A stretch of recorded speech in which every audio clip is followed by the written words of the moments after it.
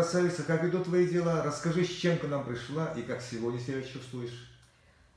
Вот 3 дня назад у меня был кашель, охрип из горла и насморк был. И нос заложен. Да. Сейчас охрипость прошла, нос дышит нормально. Кашель?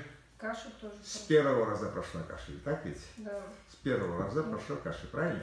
Да, потом 2 дня пришла и все. За 2 дня все прошло, да?